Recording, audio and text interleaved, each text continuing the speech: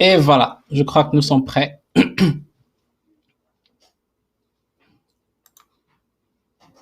Alors, sans plus tarder et sans plus grande forme de civilité, je vais faire arriver Gérald Olivier. Bonjour Gérald Olivier. Bonsoir. Merci. Avec le décalage horaire, je sais qu'il est 13 heures. Vous êtes à Paris, c'est ça? Absolument. Il est 13 heures à Paris. D'accord. 13 heures à Paris, 21 heures à Séoul. Donc, 8 heures, 7 heures de différence par là. Comment vous allez? Je vais très bien. Merci de votre invitation. Alors, juste un petit mot par rapport à votre présentation, parce que j'étais en ligne et j'ai pu la suivre. Oui. Donc, c'est vrai, je suis franco-américain et journaliste. Et donc, mon ouvrage s'appelle Sur la route de la Maison-Blanche. Oui. Et c'est un dictionnaire des élections présidentielles américaines, un dictionnaire des élections présidentielles.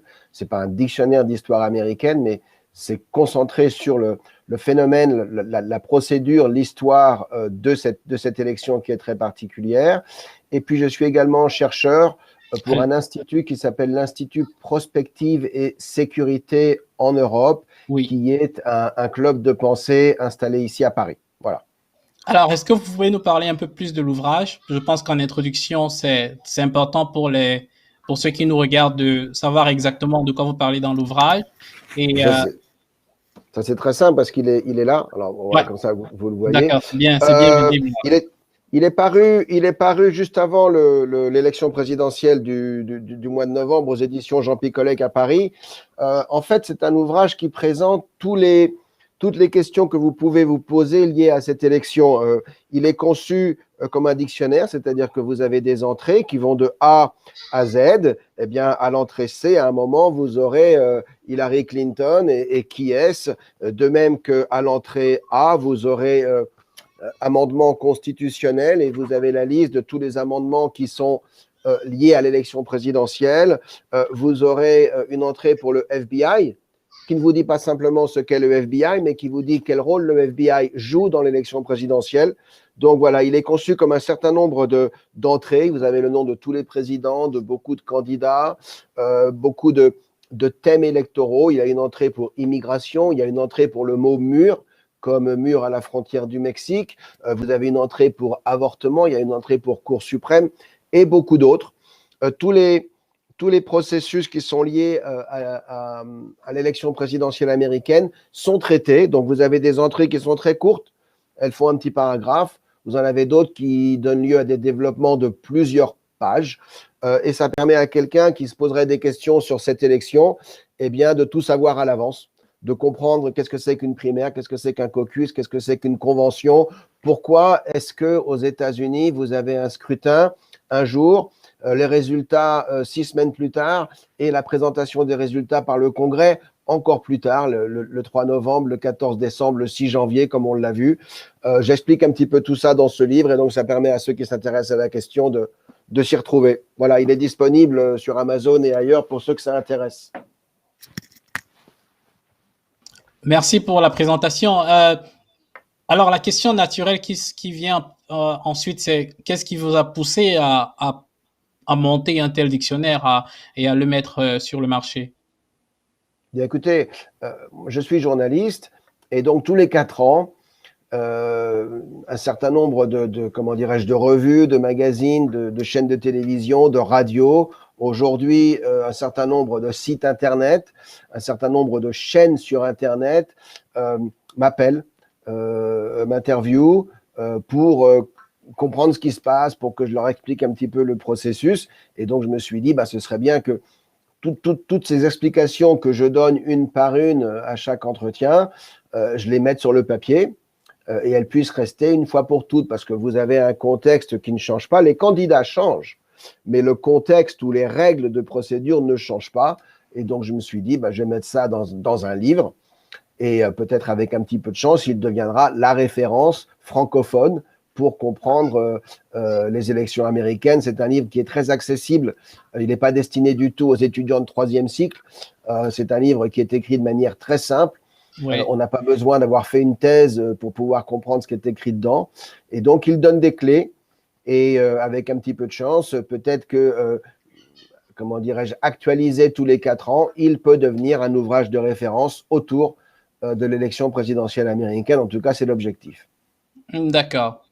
Alors, je suppose que cette élection n'est pas non plus la première que vous couvrez en tant que journaliste. La question que je voudrais poser, c'est, en dehors de cette élection, quelle est l'élection qui vous a le plus marqué depuis dans votre carrière de journaliste au niveau des États-Unis?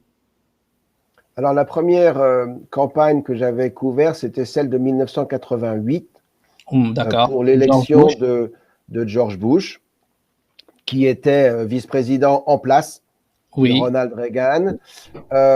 Mais jusqu'à celle-ci, parce que celle de 2020 est quand même, elle est particulière.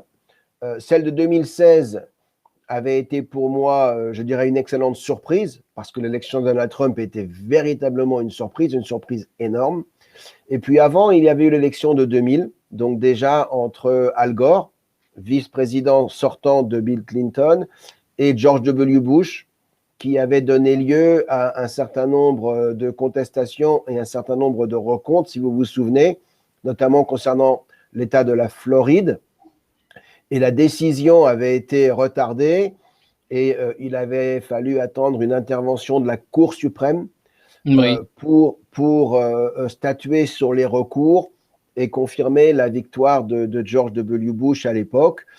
Par rapport à ce qui vient de se passer en 2020, l'élection de 2000 est celle qui s'en rapproche le plus, mais l'élection de 2020 n'a pas donné, je dirais, lieu à des recours concernant un seul État, mais concernant une demi-douzaine d'États, avec non seulement des recomptes et des contestations, mais également l'évocation d'un certain nombre d'irrégularités. Et pour moi, c'est l'élection, celle de 2020 j'entends, qui est la plus problématique de toutes celles que j'ai pu suivre en tant que journaliste. D'accord. Je pense que cela pose très bien le contexte de l'entretien que nous allons avoir et qui est vraiment la question au cœur de cette élection qui vient de s'achever. Comme vous venez de le dire, c'est l'élection la plus contestée. Comparativement à 2000, à 2000 Al Gore contre contre Bush Junior, il y a pas matière à comparer parce en 2000 c'était seulement la Floride et par contre cette année on a 6 États pratiquement qui étaient contestés avec des irrégularités annoncées. Alors la question que je pose c'est en tant que journaliste qui couvre et qui est auprès en fait de cette actualité, quel niveau de crédibilité est-ce que vous accordez aux accusations ou aux recours d'irrégularité qui ont été présentés, notamment par la campagne de Donald Trump? Écoutez, à ce stade, il y a 2 choses à dire, d'accord?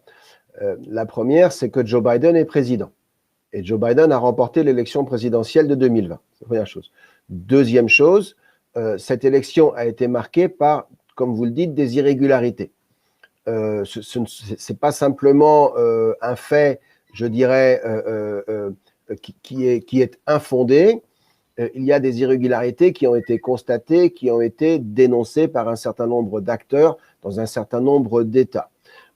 La quantification de ces irrégularités pose problème, c'est-à-dire est-ce qu'elles auraient suffi à inverser le résultat? Ce n'est pas sûr du tout. Pourquoi? Parce que le résultat, il se compose de 2 choses. Vous avez d'une part ce qu'on appelle le vote populaire, c'est-à-dire le décompte de tous les votes sur le plan national, et on a attribué 81 millions de voix à Joe Biden contre 74 millions à Donald Trump. La différence est de 7 millions. C'est une différence considérable et il aurait fallu des fraudes massives pour inverser ce résultat. Par contre, comme vous le savez, aux États-Unis, ce n'est pas forcément le vote populaire qui prime, mais c'est le vote de ce qu'on appelle le collège électoral, puisque les votes sont comptabilisés État par État sur la base d'un décompte qu'on appelle le gagnant rafle la mise. Quiconque arrive en tête dans un État, même de quelques voix, se voit attribuer l'ensemble des électeurs de cet État et peut donc remporter plus facilement le collège électoral.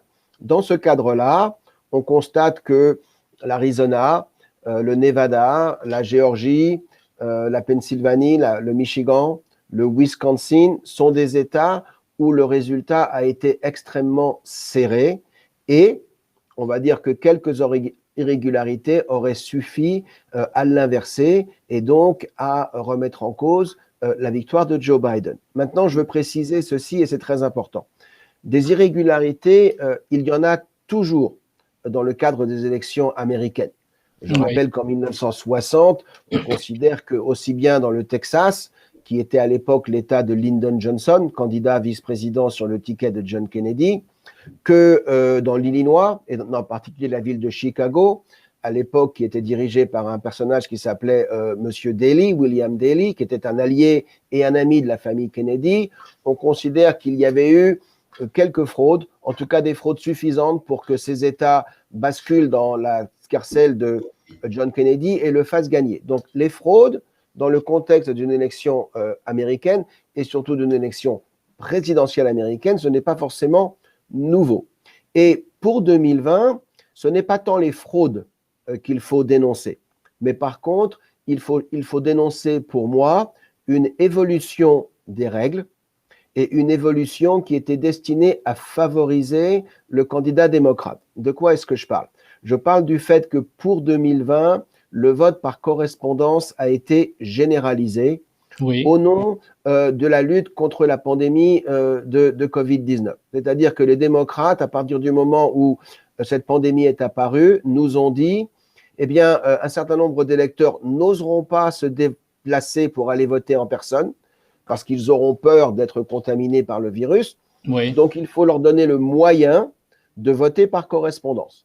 Et à partir de là, dans un certain nombre d'États, vous avez des bulletins de vote qui ont été diffusés par courrier, qui ont été envoyés aux électeurs, même si ceux-ci n'en avaient pas fait la demande.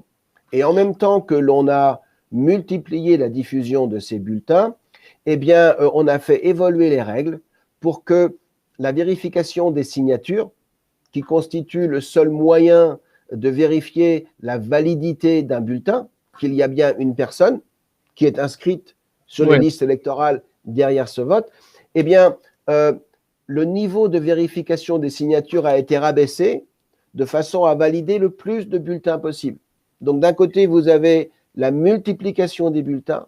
De l'autre, vous avez un niveau de vérification qui est rabaissé au strict minimum.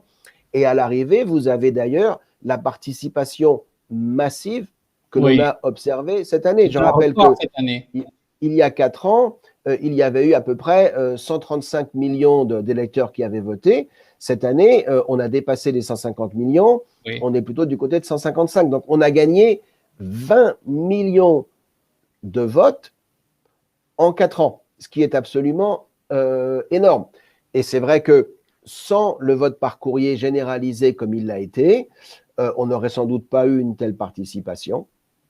Et avec un niveau de vérification de signature maintenu par rapport à 2016, on n'aurait pas eu le même résultat. Laissez-moi vous donner un exemple, un seul, concernant l'État de Géorgie.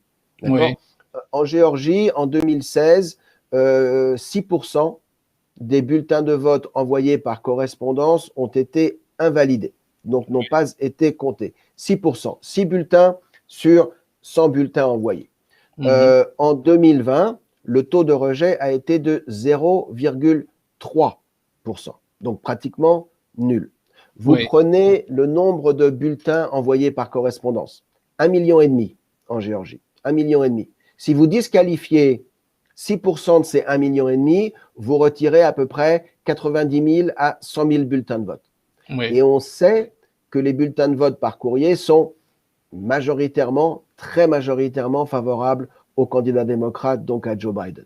Donc vous invalidez 90 000 bulletins. Or, l'écart de voix entre Biden et Trump en Géorgie, il est de 10 000 voix à peu près. Donc vous avez là une idée qui vous dit que si on avait appliqué en 2020 les règles de 2016 en Géorgie, il est plus que probable que Trump aurait très largement remporté cet État. Il l'aurait remporté de 20 000, 30 000, 40 000 voix. Ça n'a pas été le cas. Mais on ne peut pas techniquement parler de fraude, puisque ce sont des règles qui ont été changées avant par les législatures, approuvées par les secrétaires d'État, approuvées par les cours suprêmes, et la faute des républicains, parce que pour moi, il y a eu une faute des républicains, c'est de ne pas avoir été capable de dénoncer ces règles avant l'heure, et je veux dire de se prémunir contre ce raz-de-marée de vote par correspondance dont on savait très bien qu'il allait être favorable au candidat du camp adverse.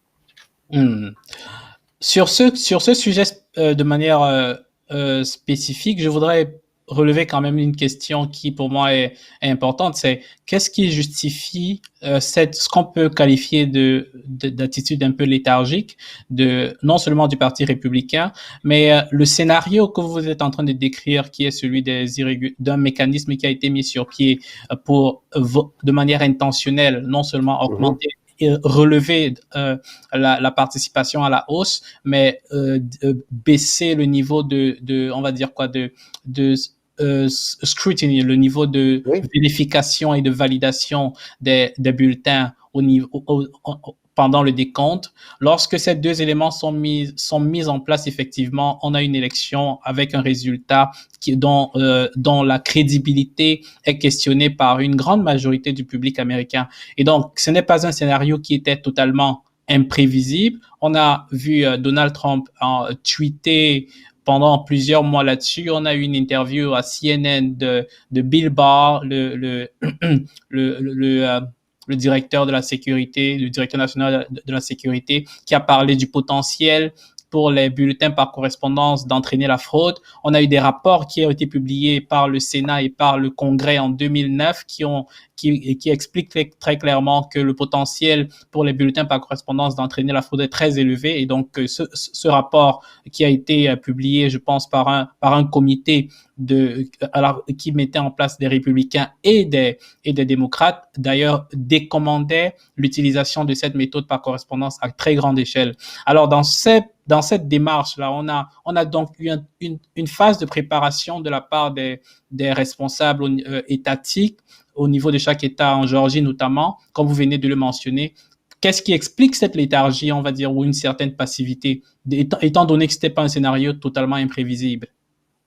C'est une très bonne question et vous avez raison de rappeler qu'il y a eu un certain nombre de rapports pour, je dirais, mettre en garde contre le risque de fraude qui accompagne le vote par correspondance. Le rapport auquel vous faites allusion était en fait un rapport qui avait été rédigé et signé par l'ancien président Jimmy Carter, démocrate, et James Baker, qui était l'ancien secrétaire d'État du président Bush, si je ne me trompe. Donc, on était au courant de ce fait. Mais vous avez une double, voire une triple pression. C'est-à-dire que d'un côté, les démocrates vous ont dit il faut que tous les votes comptent et il faut mettre un terme à ce qu'on appelle en anglais le voter suppression, c'est-à-dire à la suppression des votes. Vous savez très bien que pendant des décennies, notamment dans le Sud, à l'époque, les démocrates qui contrôlaient ces États avaient mis en place un certain nombre de lois pour priver la minorité noire de ce qu'on appelait ses droits civiques, en particulier le droit de vote. Il a fallu des manifestations pendant plusieurs dizaines d'années, il a fallu une loi en 1965 pour rétablir, affirmer, confirmer les droits civiques de la minorité noire. La situation a beaucoup évolué, mais on considère encore aujourd'hui qu'au sein de la communauté noire aux États-Unis, vous avez un taux de participation qui est largement inférieur à celui d'autres communautés, blanches ou même asiatiques et peut-être hispaniques, mais pas forcément, parce que dans la communauté hispanique, vous avez énormément de gens qui ne sont pas forcément en situation régulière, donc il est plus difficile d'aller enquêter. Mais il n'empêche donc qu'au nom de cette participation, au nom de respecter le droit de vote de tout le monde, eh bien, il est très difficile pour les républicains d'aller contre l'idée de priver quelqu'un de son droit légitime pour voter. Donc, lorsque vous êtes devant les médias, surtout les médias américains aujourd'hui, qui, ne le cachons pas, ont quand même un parti pris très favorable au sentiment démocrate, voire au Parti démocrate, et depuis 4 ans étaient très remontés contre Donald Trump, eh bien, il était difficile d'aller contre ce sentiment général qui consistait tout simplement à favoriser la participation électorale. Donc vous avez un piège politique dans lequel, je dirais, les républicains sont tombés. Et c'est une stratégie qui a été pensée, qui a été voulue et qui a été mise en place par le Parti démocrate. Je vous rappellerai donc deux événements. Le premier, c'est la fameuse élection de 2000, avec la contestation en Floride. Je rappelle qu'à l'époque, en Floride, un certain nombre de comtés faisaient l'objet de recomptes et l'écart de voix entre Bush et Gore à l'époque, Al Gore à l'époque, était de quelques centaines, 300, 500, 800, enfin c'était vraiment très très peu de voix. Et à l'époque, les démocrates s'étaient déjà battus pour que l'on compte le maximum de bulletins. Et les républicains avaient réussi à bloquer cela avec l'aide de la Cour suprême, qui avait considéré que lorsqu'on cherchait à valider un bulletin en regardant si le trou avait été bien fait, s'il était bien perforé, s'il y avait un nom derrière une signature, eh bien, on créait une inégalité vis-à-vis du vote parce que certains citoyens avaient eu leur bulletin consulté pendant une fraction de seconde, alors que d'autres avaient un bulletin consulté pendant plusieurs minutes par plusieurs personnes pour chercher à trouver un moyen de le valider. Et donc, on avait interrompu les décomptes. Et les démocrates avaient fait cette conclusion que s'ils avaient réussi à faire qualifier tous les bulletins, ils auraient gagné en Floride. Et donc, ils ont réfléchi à une méthode de on va compter tous les bulletins et à chaque fois parce que c'est notre intérêt de le faire. Et vous avez eu une élection clé, alors dont personne ne parle, une élection sénatoriale. C'était en 2008 dans le Minnesota. Obama venait d'être élu président. Les démocrates avaient une très large majorité au Sénat. Ils avaient déjà 59 sièges. Par contre, s'ils remportaient le siège du Minnesota, eh bien, ils auraient une majorité de 60 voix. Et cette majorité aux États-Unis, elle est ce qu'on appelle une super majorité. Et elle aurait permis aux sénateurs démocrates de passer des lois sans même qu'il y ait débat. Ils pouvaient déposer un texte et les républicains, malheureusement, étaient mis dans une super minorité et ne pouvaient même pas débattre du texte. Donc, c'était un siège qui était très important. Et il opposait un républicain, M. Coleman à l'époque, à un démocrate, M. Al Franken. Et le soir de l'élection, le républicain avait gagné de quelques centaines de voix. Et immédiatement, alors il y avait moins de 0,5% d'écart, donc il y a eu un recompte obligatoire. Donc on a déjà recompté les voix. Mais immédiatement, les démocrates ont dépêché sur place une équipe d'avocats avec à leur tête un jeune homme qui s'appelait Mark Elias. Et Mark Elias a chapeauté une série de recomptes et une série de recours. Il a sillonné tous les comtés du Minnesota. Il a demandé à ce qu'on vérifie tous les dépouillements, à ce qu'on vérifie tous les votes par correspondance. Il a institué un certain nombre de challenges et de recours auprès des tribunaux du Minnesota. Et écoutez bien, les recours suite à cette élection, ils n'ont pas duré 4 semaines, ils n'ont pas duré 6 semaines, ils n'ont pas duré 8 semaines jusqu'au mois de janvier, ils ont duré 9 mois. Pendant 9 mois, le résultat du Minnesota n'a pas été connu. Et au bout des 9 mois, c'était en juillet 2009, le démocrate Al Franken a gagné. Et ce jour-là, les démocrates ont dit, si on compte tous les bulletins, on gagne. Et donc, on va s'arranger pour que l'on multiplie les bulletins et que l'on compte systématiquement tous les bulletins. On en est là aujourd'hui. Et les démocrates ont commis l'erreur en 2016 de penser qu'Hillary Clinton allait gagner, que ce n'était pas la peine de faire les efforts parce qu'elle était tellement en tête dans les sondages, sa victoire était tellement garantie que dans quelque sorte, c'est eux qui sont tombés un petit peu en léthargie et ont laissé faire. Et ils en ont payé le prix à travers la victoire de Donald Trump. Et ce jour-là, dès le lendemain de la victoire de Trump en 2016, les démocrates ont dit on met en place une stratégie pour que ça ne se reproduise pas.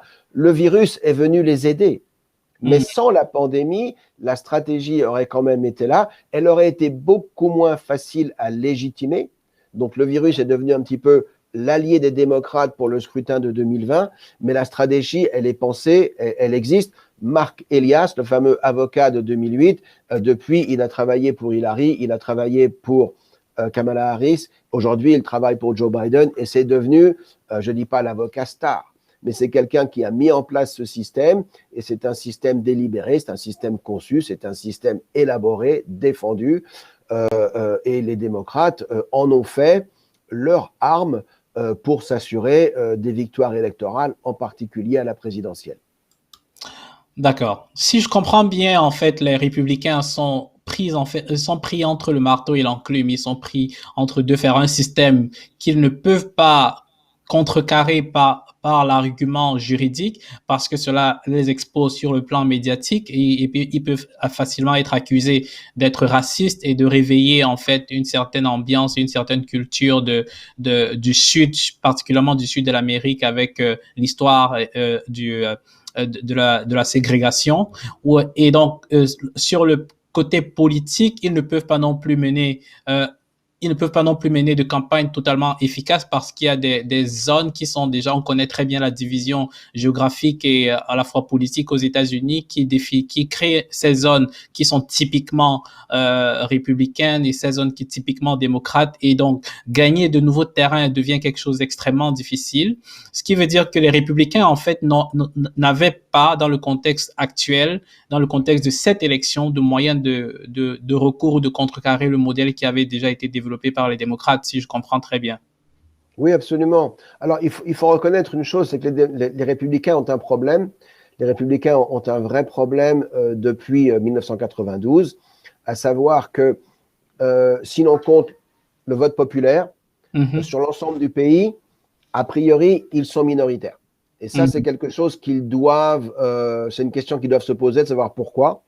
Et je pense que l'ouverture aux minorités, la minorité noire et la minorité hispanique en particulier, sont deux éléments de réponse à cette question. Mais si vous regardez les élections présidentielles depuis 1992, d'accord, donc il y en a eu 8, je crois, vous faites le calcul, 96, 20, etc. Les républicains ont remporté le vote populaire une seule fois. Une seule fois, c'était en 2004 pour la réélection de George Bush, où George Bush avait battu John Kerry de 1 ou 2 millions de voix, mais c'était même pas énorme. Mais au cours de tous les autres scrutins, 96, en 2000, Al Gore perd la Floride, mais il gagne le vote populaire. D'accord ? Les deux élections d'Obama, les démocrates l'emportent. Et 2016, Donald Trump est élu, mais encore une fois, il gagne le collège électoral tout en ayant perdu le vote populaire. Il a perdu de 3 millions de voix contre Hillary Clinton. Et donc, la stratégie des républicains, la réponse des républicains à la stratégie démocrate, ça a été au contraire de on se focalise sur le collège électoral. Parce que c'est le collège électoral qui compte. Ça ne sert à rien de gagner le vote populaire, il faut gagner dans les États décisifs. Simplement, c'est une stratégie qui a fonctionné en 2016, mais c'est une stratégie qui a une faiblesse fondamentale, c'est qu'il est très facile pour les médias, il est très facile pour les adversaires de dire, écoutez, votre président, il n'est pas légitime parce qu'il profite d'un système qui est inique. Parce qu'il n'est pas normal qu'un président qui ait moins de voix que son concurrent l'emporte. Donc, et c'est vrai que dans l'histoire américaine, en général, le vote populaire et le vote, au sein du collège électoral vont dans le même sens. Comme ça a été le cas cette année. Biden l'emporte au vote populaire et il l'emporte au collège électoral. Et quand vous remportez ces deux piliers de l'élection, je dirais, les contestations sont plus difficiles. Je pense que si vous aviez une situation inverse, où Donald Trump ait remporté le vote populaire, mais Biden ait réussi à être devant au collège électoral, les contestations mises en avant par l'équipe de Donald Trump auraient eu une meilleure réception de la part des cours de justice, de la part du public, de la part des médias. Et là, ce n'était pas le cas. Là, le fait que Biden ait eu 81 millions de suffrages, encore une fois une avance de 7 millions de suffrages, ça a été un argument massu pour dire aux républicains, écoutez, vous avez perdu au collège électoral et vous avez perdu au vote populaire, donc acceptez votre défaite et taisez-vous, quel que soit ce qui se soit passé par ailleurs. Mais donc les républicains ont leur défi, c'est de faire en sorte qu'ils ils arrivent à avoir plus de voteurs, plus d'électeurs que les démocrates. Et on a vu que Donald Trump, de par sa politique, vous savez, Donald Trump a mené une politique populiste, nationaliste, mais également une politique d'opportunisme économique. Et on a vu que ça avait eu un résultat très positif. Il a eu un vote au sein de la communauté noire dans certains États. Les hommes, les mâles noirs, comme on dit, les hommes noirs, ont voté à 26% pour Donald Trump. C'est du jamais vu. Habituellement, le candidat républicain, il fait à peine 10%.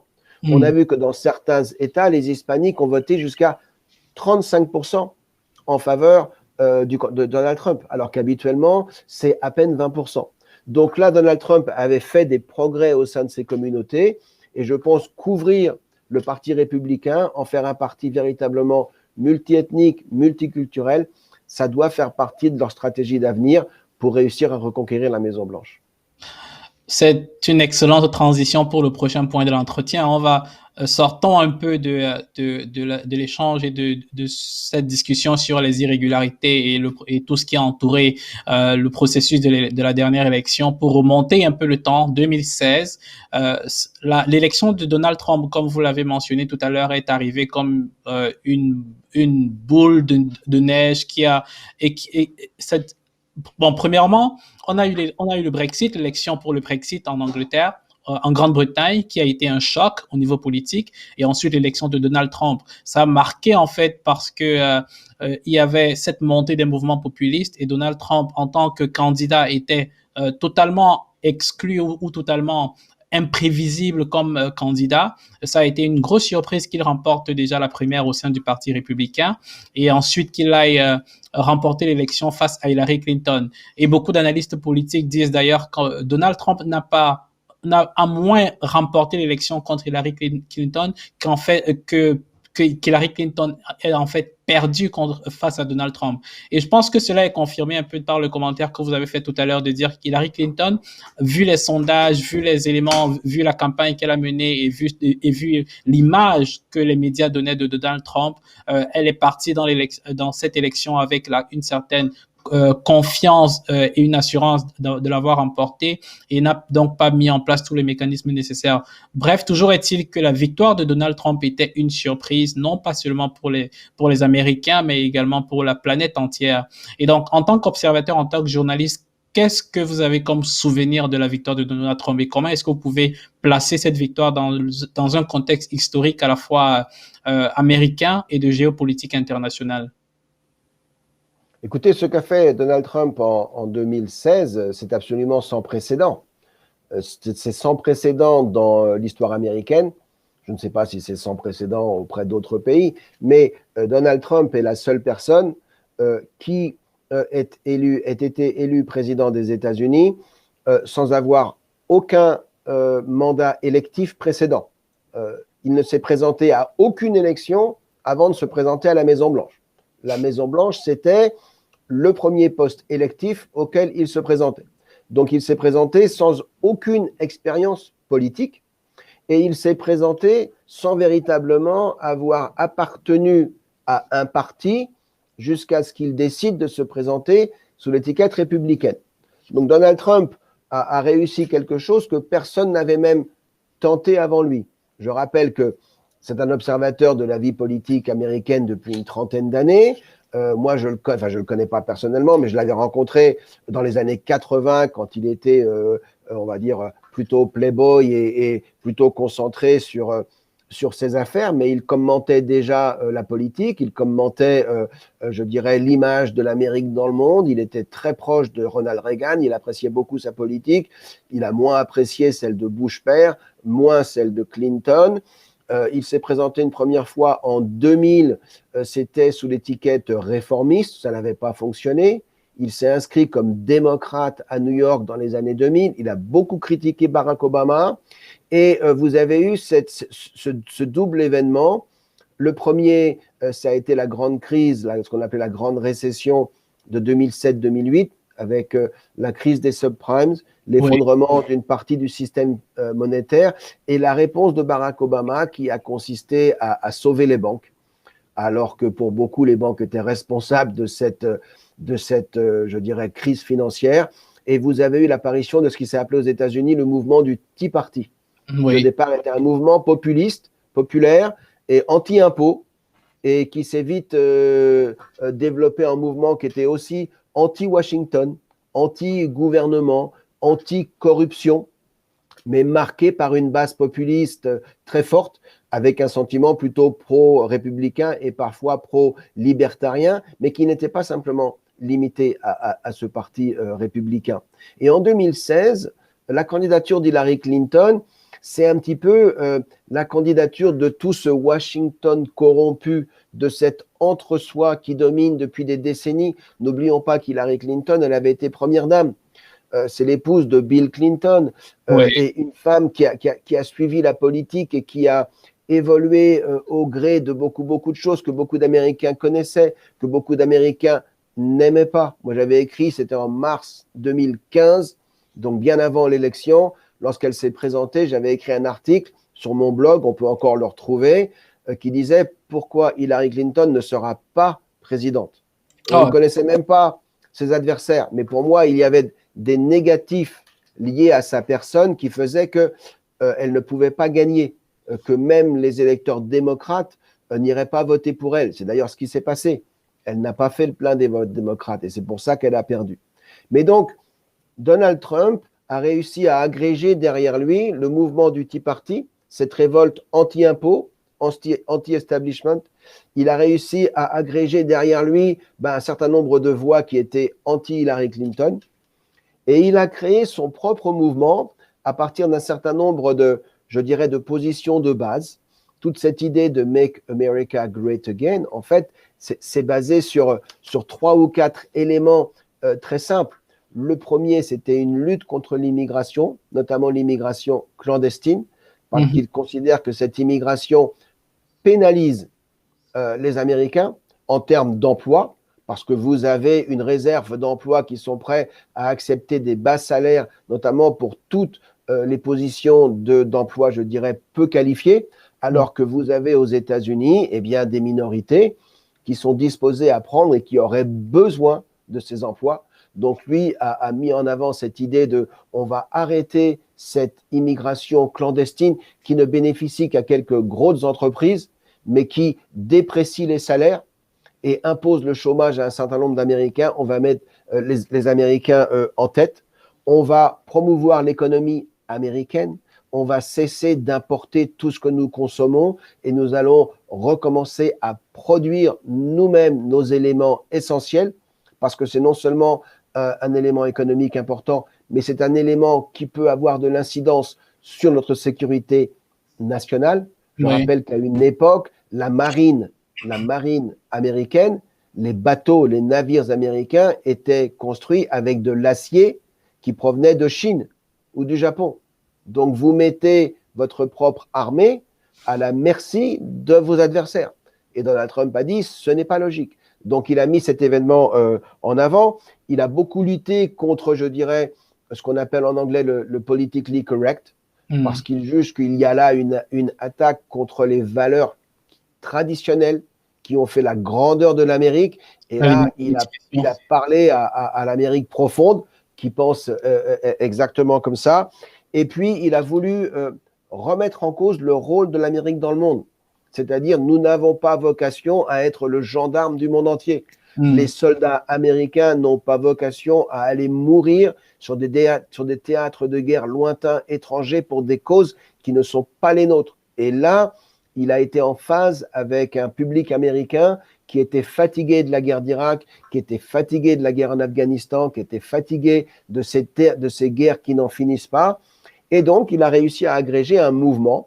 Et ce mouvement, il a créé la surprise en l'emportant de très, très peu dans quelques États, notamment la Pennsylvanie, les fameux États clés de l'époque, le Wisconsin et le Michigan, parce que des électeurs démocrates ont décidé de se détourner du Parti démocrate, de tourner le dos à Hillary Clinton, en qui ils ne faisaient pas confiance, et de tenter leur chance avec quelqu'un qui leur offrait une autre perspective.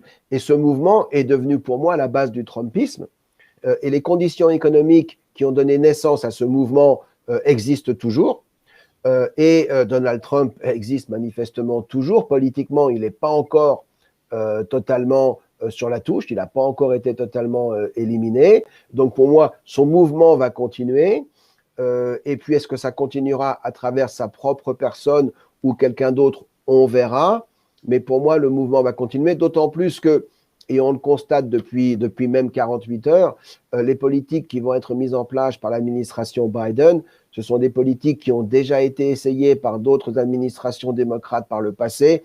On a un grand retour des hauts fonctionnaires qui ont fait l'administration Obama, voire fait celle de Bill Clinton avant. Ce sont des politiques qui n'avaient pas réussi à résoudre les problèmes à l'époque et elles ne réussiront pas à résoudre les problèmes aujourd'hui. Donc les problèmes vont demeurer et pour moi, les causes qui font que le Trumpisme existe vont demeurer. Vous venez de toucher en fait à la plupart des questions que j'allais poser par la suite et c'est d'ailleurs excellent pour embrayer. Mais pour revenir à Donald Trump et à sa victoire de 2016, comme vous venez de le dire, qui est une victoire en fait historique et qui n'est pas seulement une victoire, qui n'est pas réellement une victoire accidentelle comme beaucoup de médias et comme beaucoup d'observateurs ont voulu laisser entendre. Il y a une grogne qui a commencé à grandir au niveau de la population américaine qui a suivi la crise des subprimes en 2008 et en 2009. La réaction de l'administration de Washington qui a été de protéger les banques, Wall Street et de se protéger elle-même à Washington DC. Et donc, cette réaction qui a laissé en fait ce qu'on appelle qui a réussi à défranchiser toute une grande partie de la population. Et c'est cette populace-là qui se retrouve qui s'identifie dans Donald Trump en 2016, pendant que de l'autre côté, le public, les électeurs qui sont traditionnellement des démocrates sont restés à la maison et ils ne sont pas sortis voter pour Hillary. Et donc, établissant cela comme contexte, on peut dire que Donald Trump n'a pas remporté l'élection comme un républicain traditionnel ou comme un candidat républicain. En fait, il a glané une partie de l'électorat démocrate, une partie de l'électorat républicain, une partie de l'électorat conservateur, une partie de l'électorat libéral en quelque sorte. Et d'ailleurs, parmi ceux qui ont voté pour Trump, j'en connais qui étaient des supporters de Bernie Sanders en 2016 lorsqu'il était contre Hillary Clinton lors de la primaire démocrate. Donc, Donald Trump, on peut dire qu'à ce moment-là, il coalise en quelque sorte tous ceux qui sont déçus et qui se sentent abandonnés par le système, d'où l'expression les déplorables, comme l'expression qui est utilisée. Alors, quel est le bilan qu'on peut faire de Donald Trump? Je sais que vous avez déjà abordé la question en disant le mouvement n'est pas mort avec Donald Trump, le mouvement n'est pas mort avec cette élection. En tant que ce public-là, cette frange de la population américaine, de l'électorat américain, qu'est-ce que vous percevez, qu'est-ce que vous pensez, comment est-ce qu'ils ressentent ce premier mandat de Donald Trump en bilan en quelque sorte? Alors écoutez, deux choses. D'abord, ce sera malheureusement la dernière question à laquelle je répondrai parce que j'ai un autre entretien prévu et je devrais vous quitter à 14h, 14h heure de Paris. Mais pour répondre à votre question, écoutez, le bilan de Donald Trump jusqu'à janvier 2020, il était très positif.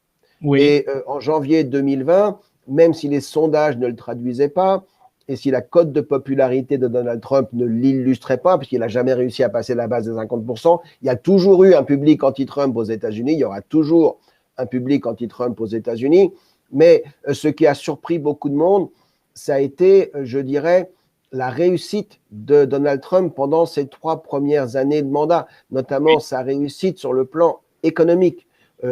On a tous vu les chiffres du chômage à l'époque, on a tous vu les chiffres de la bourse. Moi, je citerai un seul chiffre.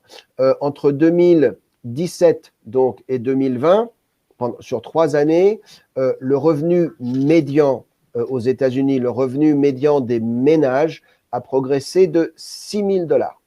Donc, $2 000 par an pendant 3 ans.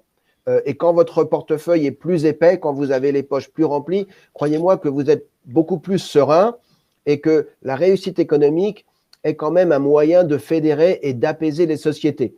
Pas du tout, je dirais, de favoriser les divisions. Donc, il y avait un rassemblement derrière la réussite économique de Donald Trump. Pourquoi est-ce que j'insiste sur ce chiffre? Parce que 6 000 $ de gains de revenus réels en 3 ans, je les contraste avec ce qui s'est passé pendant les 8 années de Barack Obama, où le revenu médian avait augmenté de 1 800 $. Non pas par an, mais sur les 8 années. Alors, il y avait une crise au départ, je veux bien, mais quand même, gagner 1 800 en 8 ans ou bien gagner 6 000 en 3 ans, excusez-moi, il n'y a pas photo.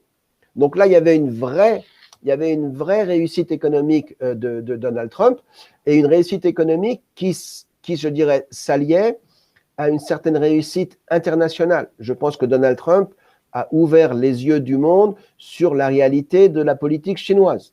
Vous vivez en Asie, vous vivez très près de la frontière de la Chine et vous savez quel est le poids de la Chine sur cette région et quel type de relation la Chine entretient avec ses États voisins. Et Donald Trump a ouvert les yeux en disant, attention, nous avons là un rival, et non seulement un rival économique, mais nous avons surtout un rival idéologique, parce que la Chine continentale reste un pays communiste. C'est un pays où la liberté d'expression, la liberté d'entreprendre n'existe pas, et c'est un pays où tout le monde travaille pour le bien du Parti communiste chinois. Et favoriser une certaine forme de répression en Chine en favorisant leur commerce et en admettant les termes, je dirais, d'échanges inégaux, ce n'est plus concevable. Et jusqu'à ce que Donald Trump arrive et mette les pieds dans le plat, tout le monde, je dirais, subissait cette règle de la Chine avec l'espoir qu'ils ouvrent leur marché à leurs produits parce que 1,5 milliard ou même 1 milliard de consommateurs, c'est quelque chose de faramineux pour beaucoup d'entrepreneurs. Et je crois que sur ce point, Donald Trump a un petit peu ouvert les yeux du monde et même les gens de Biden aujourd'hui disent notre politique vis-à-vis de la Chine, elle ne va pas être fondamentalement différente. Et puis, il y a un troisième succès énorme pour moi de Donald Trump. Il n'a pas eu le prix Nobel de la paix, mais il n'a engagé aucune nouvelle guerre. Barack Obama a eu le prix Nobel de la paix, c'était dès 2009, ça a été très rapide, mais il a engagé les États-Unis dans 3 guerres. Il a engagé les États-Unis dans une guerre en Libye, qui n'était absolument pas nécessaire. Il a engagé les États-Unis dans une guerre en Syrie, où une intervention était peut-être nécessaire, mais pas obligatoire. Et il a engagé les États-Unis dans une guerre au Yémen. Et il n'a pas terminé la guerre en Afghanistan et il n'a pas terminé la guerre en Irak. Mais il a quand même eu le prix Nobel de la paix. Donald Trump n'a engagé aucune nouvelle guerre. Il a réduit les troupes américaines présentes en Irak et en Afghanistan. Et son gendre, et en tout cas l'administration américaine, avec un émissaire spécial qui était Jared Kushner, a réussi à mettre en place de nouveaux accords de paix au Proche-Orient, dont on verra ce qu'il adviendra. Mais 4 nouveaux pays arabes ont reconnu la légitimité d'Israël à exister, parmi eux le Maroc, parmi eux les Émirats arabes unis, parmi eux Bahreïn, parmi eux le Soudan, qui jusqu'à quelques années était un État voyou. Donc il y a une réussite internationale dans ce domaine que très peu de gens ont voulu concéder à Donald Trump parce que sa diplomatie n'a pas suivi les canaux habituels, parce que sa diplomatie s'est montrée beaucoup trop favorable à Israël qu'au reste des pays, mais il n'empêche qu'il y a aujourd'hui un processus qui est en marche, qui est parvenu à contourner, je dirais, les façons de procéder habituelles et faire progresser la paix de cette façon, c'est tout à fait exceptionnel. Donc le bilan de Donald Trump, il était très positif. Le problème, c'est que la personnalité de Donald Trump, ses manières, son caractère, je dirais, c'est cette sorte de narcissisme qui, malgré tout, le caractérise, ont fait que, pour un certain nombre de gens, il n'a pas été acceptable de reconnaître les valeurs qu'il apportait. Et puis, Donald Trump nous rappelle en permanence que les rapports internationaux sont gérés par la realpolitik, ils sont gérés par des rapports de force. Et vous avez beaucoup de gens qui voudraient que les rapports internationaux soient gérés par, je dirais, notre humanité commune, que tout le monde est beau, tout le monde est content, tout le monde est gentil et tout va bien aller dans le meilleur des mondes. Et malheureusement pour moi et pour Donald Trump, ce n'est pas ça la réalité. Et Donald Trump, rappelant cette réalité, je dirais désagréable ou décevante pour un certain nombre d'êtres humains aujourd'hui qui voudraient que l'on ait passé un cap et que eh bien, la planète soit one world, one love. C'est malheureusement pas ça du tout. Et parce que le message de Trump n'était pas celui-là et qu'il montrait, lui, un message au contraire beaucoup plus réaliste, mais portant des résultats beaucoup plus bénéfiques, eh ben, on n'a pas voulu donner pour l'instant une deuxième chance à Trump. Donc on verra ce qu'il en sera à l'avenir. Alors, qu'est-ce que vous dites pour son avenir politique, en dernier lieu? Écoutez, son avenir politique, il dépend de deux choses. Il dépend d'une part du procès qui va se dérouler au Sénat, puisque vous savez qu'il a été destitué pour la seconde fois. Oui. Alors, je ne pense pas que ce procès aboutira à sa condamnation. Je pense qu'il sera acquitté. Et à partir de ce moment-là, il conservera le droit de se présenter en 2004 s'il le souhaite. Mais d'ici là, il faudra qu'il évite la division du Parti républicain. Et il faudra au contraire qu'il mette la main sur le Parti républicain et qu'il parvienne à étendre ce Parti républicain en faisant une grande tente sur les tentes TENTE. Je veux dire, là, vous avez un grand chapiteau où on rassemble beaucoup de gens sur les bases républicaines classiques, mais des bases auxquelles on aura ajouté ce populisme, nationalisme d'opportunité économique qui a été son message depuis 4 ans. Et dans ce cas-là, peut-être qu'il pourra à nouveau se présenter au suffrage des électeurs dans 4 ans. C'est loin d'être fait parce qu'il aura 78 ans, mais on a vu qu'il n'a pas vieilli pendant ces 4 ans de mandat. Donc, je dirais que l'avenir lui reste ouvert et surtout, on constate que sa popularité reste énorme et il y a derrière Donald Trump un mouvement très lié à sa personne. On a vu son accueil en Floride lorsqu'il est rentré. Il y avait plus de monde pour l'accueillir en Floride qu'il n'y en avait pour célébrer l'investiture de Joe Biden à Washington.